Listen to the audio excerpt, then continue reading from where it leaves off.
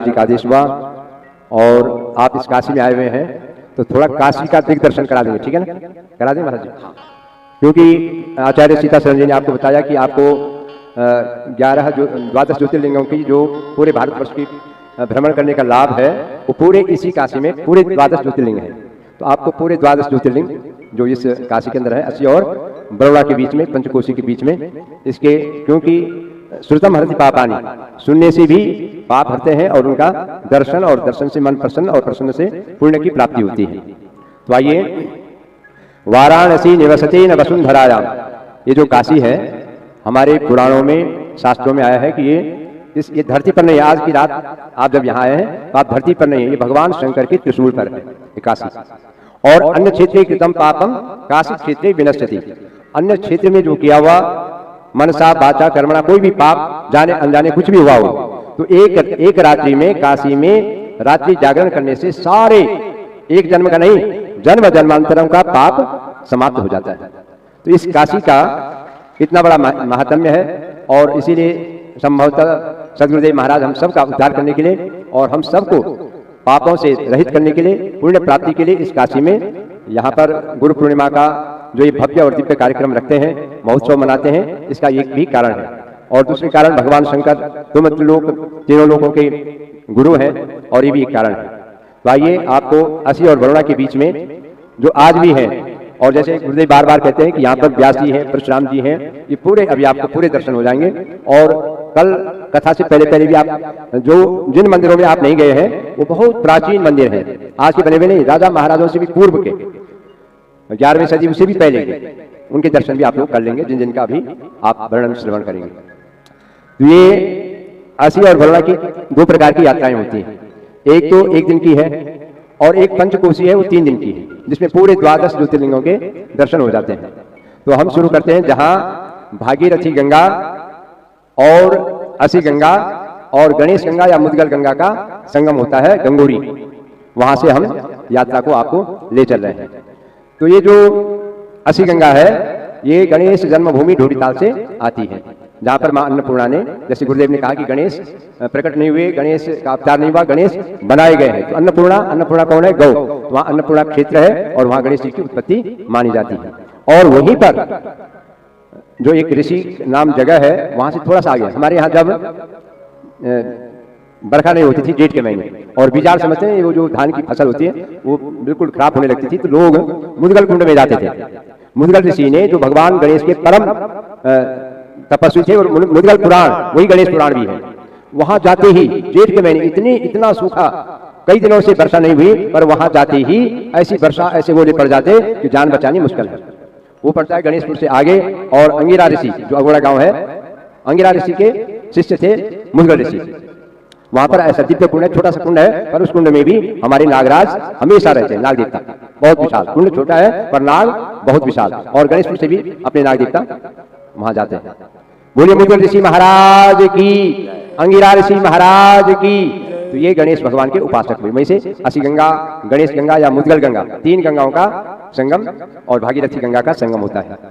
देव दनुज किन्नर नर श्रेणी सागर मज्जहि सकल त्रिवेणी, जिस प्रकार से गंगा, यमुना और सरस्वती प्रयागराज इलाहाबाद में मिलती है, उसी प्रकार से गंगोरी में अस्सी गंगा, मुद्गल गंगा या गणेश गंगा जिसको कहते हैं, और भागीरथी गंगा का संगम होता है। यहाँ पर 3:30 बजे देव दनुज किन्नर नर श्रेणी, यक्ष गंधर्व किन्नर नाग सब स्नान करने के लिए आते हैं, जिनको कि हमारे माता पिता कहते थे कि जब पर्वकाल होता था, माँ का महीना, कि अंदर छुप जाओ, साड़ी मार रही है ना, तो वही आते थे यक्ष गंधर्व किन्नर नाग, ठीक 3:30 बजे स्नान करने के लिए। तो आपने गंगोरी में स्नान कर लिया, त्रिवेणी में, वहीं पर त्रिवेणी मंदिर है, वहीं पर स्वयंभू बाल गणेश है जो गंगा जी से प्रकट हुए हैं और उनका आसन सहित है, और वहीं पर लक्ष्मी नारायण मंदिर है। वहां से आप सीधे चलेंगे आगे तो अब आप पहुंचते हैं कलवा मंदिर, और उसके बाद लक्षेश्वर मंदिर, जिसका संबंध लाखा मंडल से है। लाखा मंडल लोगों के पास में है, जहां भी खोजेंगे आप शिवलिंग ही शिवलिंग में नहीं, और एक तो इतना बड़ा शिवलिंग है उसमें आपका अपना चित्र दिखाई देता है लाखा मंडल में, और उस लाखा मंडल का संबंध यहाँ लक्षेश्वर से है। तो जो पांडवों ने अंदर जाने की गुफा बनाई थी, उसको ये भी एक लाखा मंडल है। तो यहाँ पर आप लक्षेश्वर में, और यहीं पर जो रामकृष्ण परमहंस के 12वें शिष्य हुए हैं, उन्होंने वहां भूतेशानंद महाराज, उन्होंने वहां पर तपस्या की, उनको वहां पर सिद्धि मिली लक्षेश्वर में। अगर समय हो तो आप जरूर देख लेना। लक्षेश्वर यहाँ से 2 किलोमीटर है, ज्यादा नहीं है। तो लक्षेश्वर में, और वहीं पर पांडवों की गुफा भी है, पांडव गुफा। अब तो कुछ कम हो गई है, लेकिन ऊपर गाड़ी चलती है और नीचे गुफा है, पांडव गुफा लक्षेश्वर के पास में। तो वहां से आप आगे चलेंगे और फिर आप आगे आए, और जहां पर पूज्य महाराज जी ने कहा कि हमारा गुरुकुल है श्री विश्वनाथ संस्कृत महाविद्यालय, वहां पर उजेली जो है उज्ज्वला माता है। वहां उज्ज्वला माता बहुत प्राचीन, अति प्राचीन विशाल शिला की है, तो उसके दर्शन करेंगे। और वहीं पर ओमकारेश्वर मंदिर है, जिस मंदिर की स्थापना 5 करोड़ ओम नमः शिवाय मंत्र लिख करके जब उसकी बुनियाद बनी, तो उसमें लिखा हुआ है कि जब यह मंदिर बनाया गया, इस मंदिर की बुनियाद में ओम नमः शिवाय 5000 करोड़ ओम नमः शिवाय लोगों से लिखा करके तब उस मंदिर की स्थापना की गई। वहां पर ऐसा दिव्य मंदिर है। और वहीं पर उसी दिव्य मंदिर में महाराज जी हमेशा हम लोग शिव महीन प्रातः काल आरती पूजा करते थे। अगर एक दिन भी एब्सेंट हो गया, अनुपस्थित हो गए, उस दिन भोजन नहीं मिलता था, भूखे रहते थे। तो उसी का प्रभाव है जो आज हमारे पूज्य महाराज ने पूरे देश और विदेश में गौ माता का और अपनी भारतीय संस्कृति जो गौ माता है, जो ऋषि मुनियों की धरोहर है, उसका प्रचार प्रसार संवर्धन संरक्षण और हम सब लोगों को एक पुनर्जागरण कर रहे हैं। तो वहां पर आप उज्ज्वला माता के नाम से ही उजेली है। फिर हम वहां से आगे चलते हैं। उसके बाद हम आए महिषासुर मर्दनी, जहां पर डीएम साहब का ऑफिस है। वहां पर वो बिल्डिंग बन रही थी और लोग बुनियाद खोद रहे थे। तो बुनियाद खोदते खोदते वहां भगवती जगदम्बा महिषासुर मर्दनी की बहुत विशाल मूर्ति प्रकट हुई। और तब लोगों ने कहा कि महाराज यहाँ तो आपका ऑफिस नहीं बनेगा, यहाँ तो मंदिर बनेगा। और वहीं पर भगवती महिषासुर मर्दनी का दिव्य मंदिर है, उसके लिए आप वहां पर दर्शन कर लीजिए सुबह जाकर के। बिल्कुल डीएम साहब का ऑफिस है, उसके सामने भगवती है। फिर वहां से आप थोड़ा सा आगे चलेंगे तो वहां पर जहां पर आजकल हमारे आचार्य जो युवा है आचार्य सीताचरण जी, कंडार देवता का जो मूल स्थान है संग्राली, वहां पर कंडार देवता का जहां पर उत्पत्ति हुई, वो डीएम का ही ऑफिस है। वहीं पर हल लगाते हुए और आवाज आती थी कि भैया और जगह जरा हल लगाओ, जैसे लगाना है, पर बीच में हल धीरे से लगाना। पर उसने थोड़ा सा लग गई और वहीं पर कंडार देवता की उत्पत्ति हुई। बोलिए कंडार देव महाराज की। वो कंडार देवता पूरे इस बाढ़ाट क्षेत्र के आराध्य है और इतने मन की बात जानते हैं। देखिए महाराज जी का इतना बड़ा कार्यक्रम था चोपड़धार में, पर निमंत्रण किया कि हमको तो आचार्य सीताचरण ही चाहिए, जबकि हमारे उस उत्तरकाशी में कम से कम 150 व्यास है। यहाँ कितने? 150। पर नहीं, हमको तो आचार्य सीताचरण ही चाहिए। फिर देवता की बात को कौन मना कर सकता है। एक बार हमने ढोरीताल में यज्ञ किया महाराज जी ने, तो मैं वहां निमंत्रण देने गया संग्राली में भगवान के पास, और मैंने कहा आप हम यज्ञ कर रहे हैं और आपने जरूर आना है। फिर मैंने थोड़ा सा लोगों से भी बात की कि भाई अगर आप चाहें तो लाएं। उन्होंने कहा ऐसे ऐसे 50 आते हैं, ये तो बड़े स्तर की बात है। पूरे बाराट का, उत्तरकाशी का, बसुंगा और इधर रक्षेश्वर, गंगोरी, तेखला, पाटा, संग्राली, बगलगांव, इतने पूरे क्षेत्र का आराध्य है। पूरे पंचायत हुई कि नहीं इस साल हम ढोरीताल नहीं यमुनोत्री जाएंगे। हमारा विरोध कर जाए सीधे कि मतलब हम ढोरीताल नहीं जाएंगे, ऐसी कथाएं होती रहती है और हमको यमुनोत्री जाना है। सब चल पड़े यमुनोत्री। अब चल पड़े। देवता भी क्या करता, चलो पंचों की भी रखने, क्योंकि पंचों में परमेश्वर का वास है। तो देवता तब तक बिल्कुल मौन रहे। यमुनोत्री पहुंच गए, यमुनोत्री में स्नान भी हो गया। अब आए वापस हनुमान चट्टी बाड़िया में, बस वहां पर मोड़े उठे तो बिल्कुल पहाड़ों से होते हुए 3 दिन में, और रात के 2 बजे देखा टॉर्च पर ऊपर से बरखा। हमने कहा ये कौन आ रहे थे, साक्षात जैसे ऊपर से तो नहीं आ रहे, कोई ऋषि मुनि तो नहीं आ रहे हैं, कोई आ रहे हैं। कम से कम 2-3 हजार जनता रात को ढोरीताल के ऊपर पूरे शिखर से आ रहे हैं दरबार टॉप करके, और वहां पहुंच गए यज्ञ में 2 बजे रात। 3 दिन में तो शुक्रिया जो कोई मतलब भगवान कंडार देवता की कृपा से सब सुरक्षित आ गए। लेकिन देवता ने हृदय की बात को स्वीकार किया कि नहीं, मुझे निमंत्रण किया है तो मुझे अवश्य पहुंचना चाहिए। इसलिए तो भगवान को कहते हैं कि भगवान तुम अंतर्यामी, भगवान अंतर्यामी है। और ये यहाँ के कंडार देवता की विशेषता है कि वो सारे लोगों को बोले जब निमंत्रण था तो पहुंचना ही वहां, और पहुंच गए। बोलिए कंडार देव महाराज की। तो डीएम साहब के कार्यालय के सामने कंडार देवता का मंदिर है, जहां पर इनकी उत्पत्ति हुई, इसी बाराट क्षेत्र में। थोड़ा सा वहीं से आप बिल्कुल वहीं से लगा हुआ है परशुराम भगवान, जिसकी बार बार कहते हैं कि धरती परशुराम जी की है। तो परशुराम भगवान उस शिला में पूरे जितने भागवत के अंदर 24 अवतार है, पूरे 24 अवतारों एक ही शिला में पूरे 24 अवतारों का वर्णन है। वर्णन क्या मतलब स्वरूप है, आप कल जाएंगे खूब आनंद से देखना। और इतना आकर्षण भगवान की उस दिव्य मूर्ति में 24 अवतार एक ही शिला में, और साफ साफ दिखा देते हैं कि व्यास अवतार है, ये नरसिंह अवतार है, ये वराह अवतार है, ये वामन अवतार है, ये चतुर्भुज भगवान विष्णु का अवतार है, और बीच में परशुराम जी है। वेदानुद्धरति जगन्निवहति भूगोलमुद्बिभ्रति दैत्यं धारयति बलिं छलयति छत्रं क्षयं कुर्वति पौलस्त्यं जयति हलं कलयति कारुण्यमाप्तन्नुति म्लेच्छान् मूर्छयते दशाकृति कृष्णाय तुभ्यं नमः। बोलिए परशुराम भगवान की।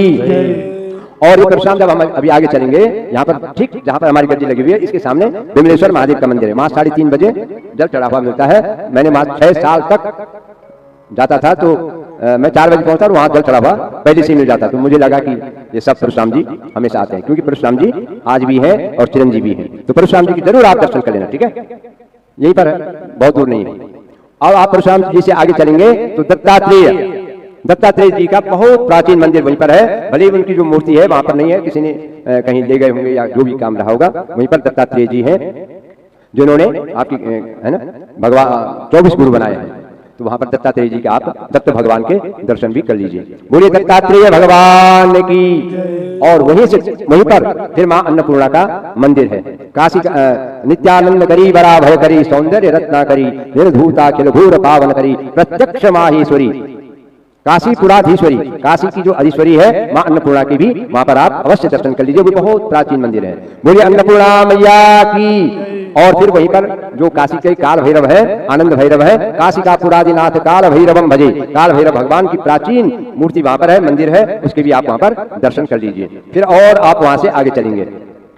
अब आए आप भगवान विश्वनाथ की मंदिर में। सबसे पहले वहां पर डुंडीराज गणेश है, बहुत प्राचीन विशाल पत्थर शिला है और वो डुंडीराज गणेश है। जो गणेश ऊपर है डोरीताल में, वही वहां है। बोलिए डुंडीराज भगवान की। और फिर वहीं पर शक्ति माता मंदिर है। शक्ति माता मंदिर को अगर श्रद्धा से ये जो कनिष्ठिका अंगुली है इसे स्पर्श करोगे तो हिलता है पूरा त्रिशूल। उसको कोई अलग अलग प्रकार से कहते हैं। कोई कहते हैं कि वो देवासुर संग्राम में इंद्र के द्वारा वह शक्ति वज्र के रूप में फेंकी गई, या जो भी कारण, कोई कहते हैं कि भगवती की शक्ति है वो त्रिशूल। शंखम चक्र गदेशु चाप परिघान शूलम भुषंडी शिरा, वो जो त्रिशूल है वो भगवती का है, उसके आप दर्शन कर लीजिए। फिर बाबा विश्वनाथ जो ज्योतिर्लिंग है, और विश्वेशम काशी में भगवान विश्वनाथ, वो तो साक्षात आप सब लोग ने दर्शन कर ले होंगे, भगवान विश्वनाथ के दर्शन है। बोले काशी विश्वनाथ भगवान की। और वहीं पर अब थोड़ा सा आगे बढ़ेंगे तो हनुमान जी, सिद्ध हनुमान है। तो एक तो हनुमान मूर्ति रखी हुई है, पर प्राचीन जो मूर्ति है वो एक पत्थर के रूप में, वहां पर पाषाण के रूप में, और सिद्ध हनुमान जी है। बोलिए श्री हनुमान जी महाराज की। हनुमान जी के दर्शन करने के बाद फिर वहीं पर बीच में सड़क है और आगे डीएम साहब का आवास है, और उसके पीछे कृतिवासेश्वर मंदिर, छोटा सा शिवलिंग है, वहीं पर कृतिवासेश्वर महादेव है। बोले कृतिवासेश्वर भगवान की, जिसमें भगवान ने गर्ज के उसको धारण किया हुआ है। और वहीं पर कन्या इंटर कॉलेज और इंटर कॉलेज के बीच में विश्वनाथ मंदिर से भी बड़ा शिवलिंग है, गोपेश्वर, जहां गोपियों को भगवान शंकर ने अपना दर्शन दिया। वहां पर गोपेश्वर महादेव है। उसके आप गए थे कोई गोपेश्वर मंदिर? तुम में से गए थे? हाँ ठीक है। ना जुतिया खगोली नहीं ना, पर जो बाहर भी आए, जैसे हमारे दूर दूर से जो लोग आए, टिहरी से, देहरादून से, गोपेश्वर के मंदिर में जरूर जाइए, बहुत शांति है वहां पर भी। हाँ, तो वहां पर रात को भी आवाज आती है बहुत। मेरे एक मित्र थे, वो रुद्री पाठ कर रहे थे, तो बहुत आवाज आती है वहां। तो वहां पर गोपेश्वर मंदिर है। फिर आप गोपेश्वर मंदिर, कृतिवासेश्वर मंदिर से आगे चलेंगे और आगे इस कार्यालय से होकर के, और फिर यहाँ से होकर के यहाँ राजस्थान वालों ने, हमारा आप राजस्थान से हैं? कहाँ से? राजस्थान से कमिश्नर साहब। हाँ, राजस्थान आप कहाँ चलेंगे? हाँ, यहाँ पर राजस्थान सरकार के द्वारा पूरे 12 ज्योतिर्लिंग की स्थापना और अंबा देवी की स्थापना की हुई है। और आज भी राजस्थान सरकार के संरक्षण में, वो देवस्थानम के संरक्षण में चलता है। और वहाँ की पुजारी का और वहाँ के कर्मचारियों का, वहाँ के जो भी जितना भी खर्च है वो राजस्थान सरकार ही वहन करती है आज के दिनांक में। तो कमिश्नर साहब को आप जरूर वहाँ कहें कि आप, मतलब वहाँ की इतनी आस्था है इस देवभूमि के प्रति कि उन्होंने यहाँ 12 ज्योतिर्लिंग की स्थापना की हुई है। और आज भी वहाँ पर कम से कम 7-8 कर्मचारियों का वेतन और वहाँ का पूजा पाठ का जो भी खर्चा है वो राजस्थान सरकार से प्राप्त। हाँ, कन्या विधि में यहाँ मुक्का में, हाँ, राजस्थान सरकार ने जो वहाँ के राजा थे यहाँ मुक्का में दी। तो यहाँ पर भी चले जाना है। अंबा देवी है, जो अंबा देवी एक तो गुजरात में है और एक हिमाचल में है, वही अंबा देवी यहाँ पर है, वो भी बहुत ही दिव्य और दर्शनीय है। फिर आप अंबा देवी से आगे निकल करके और इधर केदार घाट में केदारेश्वर महादेव है, वो प्राचीन शिवलिंग है केदारनाथ जी का, यहीं पर उसके भी दर्शन कर लीजिए। और वहीं पर श्री वैष्णव आश्रम भी है। तो उसके भी आप दर्शन कर लीजिए। फिर आप मणिकर्णिका घाट, जहाँ पार्वती जी की मणि गिरी थी, तो हमारे देवी देवता सब वहीं पर स्नान करने के लिए पहुंचते हैं। जहाँ पर से हमने कलश यात्रा जब शुरू हुई, वहीं पर से हम लोगों ने कलश में गंगा जल को भरा। फिर हम गंगा पार जाते हैं तो वहां पर सीधे आप पहुंच गए कहाँ? उज्जैन। उज्जैन नाम तो महाकालेश्वर का मंदिर है, और वो बिल्कुल अंदर है, मतलब नीचे गहराई में है। और महाकालेश्वर सिद्ध स्थान है, कर्णसेन गांव है, और दुश्यारा में महाकालेश्वर मंदिर है। फिर सामने कुटेटी देवी है, और उसके ऊपर हमारे हरि महाराज हैं। हरि महाराज में उनको कुछ लोग सदानंद भगवान कहते हैं कि वहां पूरे शिक्षा और कल्प, न्याय, ज्योतिष, व्याकरण, कल्पश्चेत षडंगानि वेदस्याहुर मनीषिणः, जो वेद के 6 अंग है, और वो 6 अंग हरि महाराज के यहाँ से ही निकले हैं। और वहां जाकर के आपको वेद के जो 6 अंग है वो एकदम हृदयस्थ हो जाएंगे। शिक्षा, व्याकरण, कल्पम, निरुक्तम, ज्योतिषम तथा कल्पश्चेत षडंगानि वेदस्याहुर मनीषिणः, जो वेद के 6 अंग है ये हरि महाराज की ही यहाँ आपको मिल जाएंगे। हरि महाराज में झंडी तक तो हमारी माताएं बहनें भी जा सकती हैं, पर वहां से आगे वर्जित है, वहां केवल पुरुष लोग ही जा सकते हैं। और वहां तो बाघ और ये सब अभी भी हैं हरि महाराज में। और हरि महाराज की तो बड़ी बहुत वो अपना मंदिर बिल्कुल वही छोटा मंदिर है, छोटा सा मंदिर पुरातन, तो भी बिल्कुल घनघोर जंगल के बीच में, वहां नहर, धुनेर, इन सब बहुत ही दिव्य वनस्पतियों के बीच में अपने हरि महाराज विराजमान है। बोलिए हरि महाराज की।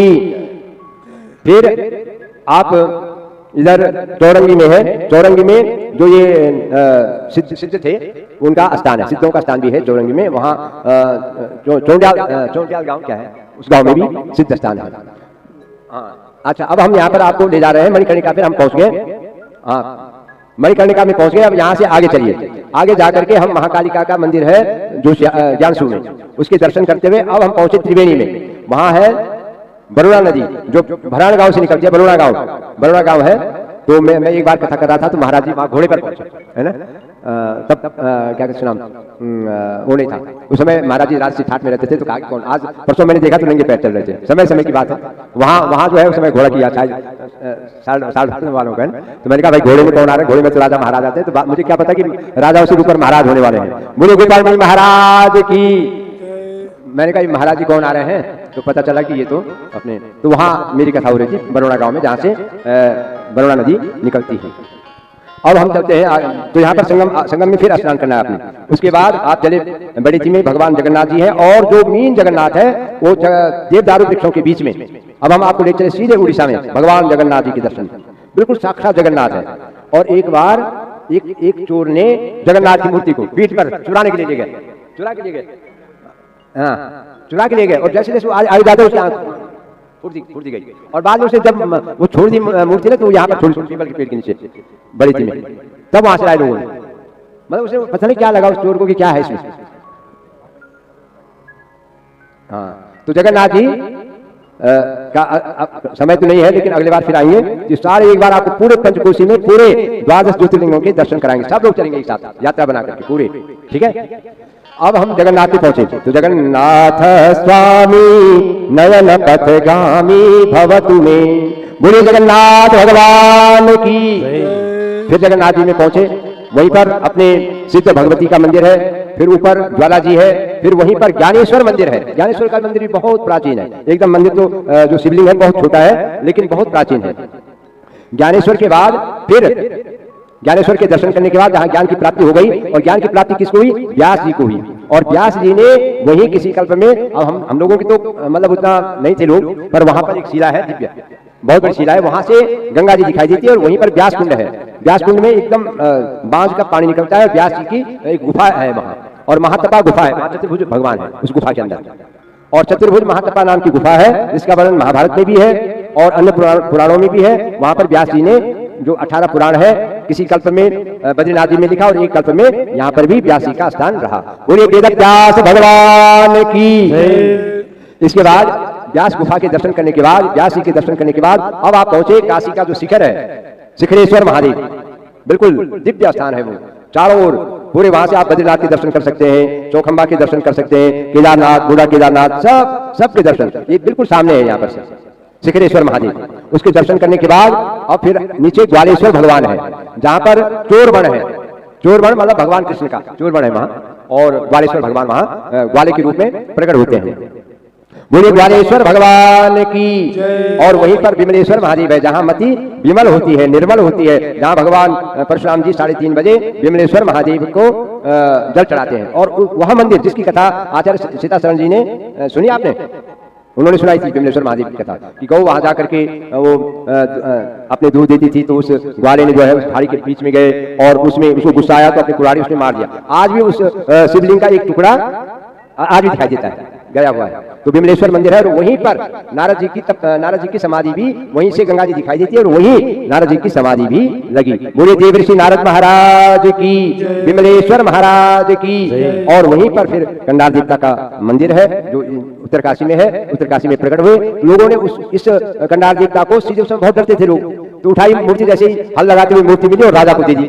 और राजा ने क्या किया कि ऊपर अपने देवताओं को रखा और नीचे कंडार देवता को। सुबह जैसे ही ठाकुर द्वारा खोला तो सारे देवता नीचे और कंडार देवता ऊपर।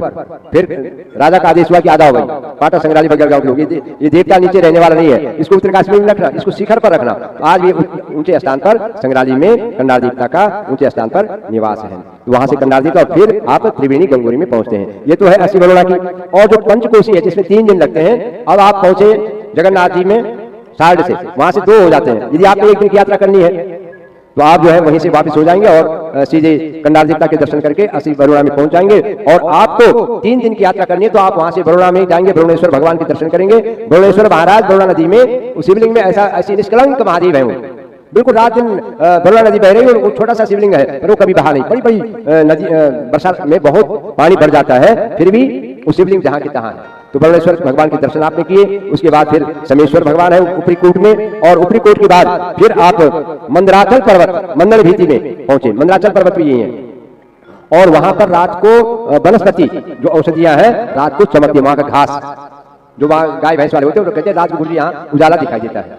तो वहां पर जो बरुणेश्वर के ऊपर फिर मंदराचल पर्वत, और मंदराचल पर्वत की परिक्रमा करते हुए आप सीधे फिर जहां महर्षि महेश योगी का दिव्य स्थान है, आपको पता ही नहीं चलेगा कि यहाँ कितने लोग साधक हैं। ऐसे घनघोर जंगल के बीच में अमेरिका के, हॉलैंड, थाईलैंड, जर्मन, ऑस्ट्रेलिया, जगह जगह से विदेशों से लोग वहां पर घनघोर जंगल के बीच में तपस्या कर रहे हैं। कम से कम 80 लोग होंगे।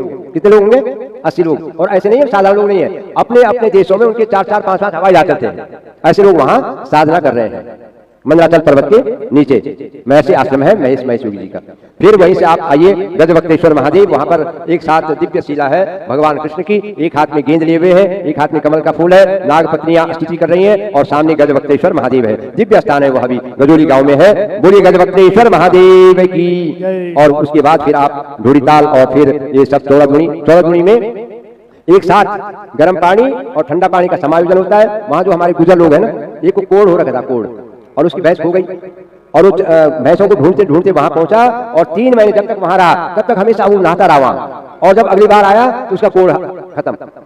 बड़ा आश्चर्य हुआ। चौड़ाधुनी है, चौड़ा कहते हैं शरीर को, और दूनी मानी दूना हो जाता है। वहां पर जाकर के शरीर में दूनी एनर्जी, दूनी ऊर्जा आ जाती है। तो 14 स्थान है ढूढ़ीताल के ऊपर और बड़ा गोपनीय, अति गुह्य, अति गोपनीय स्थान है, बहुत दिव्य स्थान है। तो ऐसे ऐसे स्थान हमारे यहाँ है। और वो 14 के बाद फिर जब आपका शरीर निरोग हो गया तो बस फिर आप गौ माता की सेवा में लगे। सबसे मेन कारण क्या है? शरीर को निरोग रखना और आरोग्य रहते हुए, स्वस्थ और समृद्ध रहते हुए हम सब लोग गौ माता की सेवा करते रहे यावत जीवन। और जो गुरु जी हमारे ऋषि मुनियों की संस्कृति जो लुप्त हो गई थी गौ माता, उसको पुनर्जीवित कर रहे हैं और पूरा जागरण कर दिया है। अब तो लगभग इस समय कितने कथा वक्ता गौ कथा कह रहे होंगे। ये सब गुरु महाराज की कृपा है और उनकी तपस्या है जो उन्होंने इतने 6 महीने का यज्ञ किया, 14 महीने तक केवल एक समय में दूध का पान किया और तपस्या में अनवरत रहते हैं, कोई फर्क नहीं पड़ता है। अब थोड़ा सा एक जो आज के जागरण का है वो एक छोटा सा दृष्टांत देकर के मैं अपनी बात को पूरा करूंगा। खरसाली में एक बहन है, उसका नाम है सत्येश्वरी। तो बहुत गरीब थी वो, पर उसके मन में गुरुजी से हुई और गुरुजी ने कहा कि व्रत किया करो और एकादशी का किया करो। तो दोनों पति पत्नी एकादशी के दिन घी का दीपक लगा करके और ओम नमो भगवती वासुदेव जो भी करते हैं और गुरुजी के प्रति अथाह श्रद्धा। तो गरीबी में भी उसने अपने यहाँ भागवत किया। और जब गुरुदेव और हम जा रहे थे, भागवत पूरा निपट गया और वहां से बीफ गांव से नारायण की मूर्ति आई हुई थी। हमने अब सब लोग गए, कथा पूरी हो गई, देवता को पहुंचाने गए, इतने में बरखा शुरू हो गई। वापस आ रहे थे पुल के ऊपर, जमुना जी के पुल के ऊपर, तो उस दीदी को, उस बहन को जमुना जी के किनारे एक पीले कपड़े वाला कोई दिखाई दिया। अब उसके मन में नहीं रहा कि भगवान भी हो सकता है। उसने जल्दी जल्दी अपने पति को आवाज मारी कि पवन के पिताजी, पवन के पिताजी। उसने कहा क्या है? बोला वो जमुना जी के किनारे जहां वो घाट है उनका, जहां वो स्नान करती थी। बोला वो कौन है वहां? बोल कहा कहाँ, बस इतने में ओझल हो गए। यानी उसको रात्रि जागरण के महत्व से, गुरु महाराज के आशीर्वाद से उनको कृष्ण दर्शन हुआ है और इसी युग में हुआ है। ऐसा नहीं है कि कोई ये बहुत बड़ा, हाँ, पर सिर्फ फर्क इतना है कि मुखारबिंद के दर्शन नहीं हुए, केवल पीठ के दर्शन हुए। तो ये रात्रि जागरण का बड़ा महात्म्य है। और श्रद्धा मान लभते ज्ञानम विश्वासम फलदायक, उसका अनन्य विश्वास था। और जैसे आप लोगों का विश्वास भी है, आप लोगों की अगर श्रद्धा नहीं होती तो आप कितने कितने दूर से, कहां से घर गृहस्थ नाना जंजाला छोड़ करके आप यहाँ आए। आप सब पुण्य आत्मा है, पवित्र आत्मा है, कई जन्मों का पुण्य उदय हुआ है, जिसके कारण आप हम सब लोग काशी में बैठ करके और ऐसा दिव्य और पावन और पवित्र कथा का श्रवण, जो हमारे सनातन संस्कृति की रक्षा कर रहे हैं, ऐसे सदगुरुदेव के मुखारबिंद से श्रवण कर रहे हैं। आप सब लोगों को बहुत बहुत प्रणाम और सबको प्रणाम। बोलिए गौ माता की। बहुत बहुत धन्यवाद। पूरी काशी की परिक्रमा आपने कर दी। अब